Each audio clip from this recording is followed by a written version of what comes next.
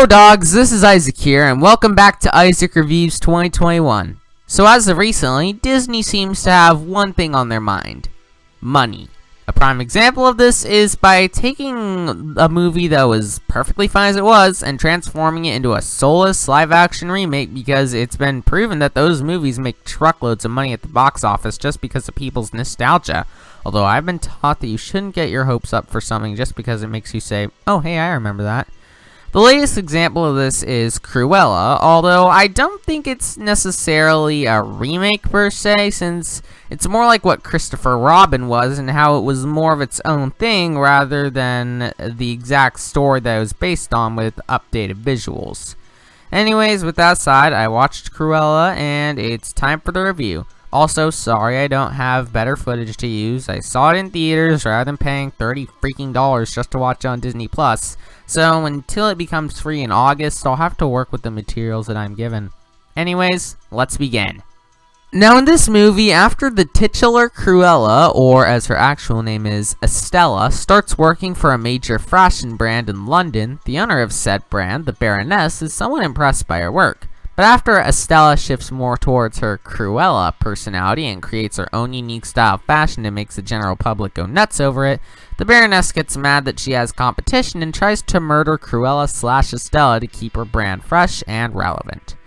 Okay, so right off the bat, I'm getting some major Joker vibes from this one, since it's got a person who starts off at the bottom of society and is mostly treated like crap, but then gets the attention of tons of people through the crazy things they do as a result of society's treatment towards them.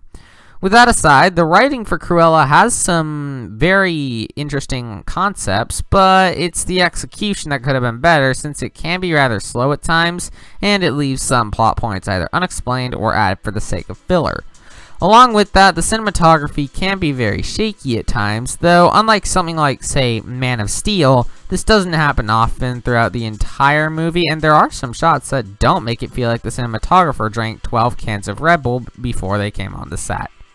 Alright, so those were my main flaws aside, now on to the positives. Firstly, the overall tone of the story. While the writing can be rather clunky at times, it at least has an idea of the kind of structure it wants and follows through with it in order to have character development, comedy, or explain certain characters' motives and why they have those sort of motives. Also, since this movie does have a theme around fashion, the costume design is extremely nice, and the clothes that Estella/Cruella designs for both the Baroness's fashion line and her own are very creative and just look good in general. Anyways, I discussed all I really need to mention here, so to sum things up, while it isn't perfect, Cruella still has some strong points in the form of its costume design and overall tone.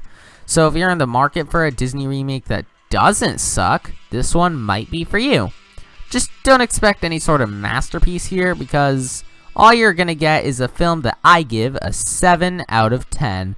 Join us next time for when we review a movie that I got a trailer for before Cruella, Spirit Untamed. I'm already certain that Kelly Asbury has turned over in his grave with this movie's existence. Anyways, that's all for this review. Thanks for watching, and I'll see you dogs later. Bye!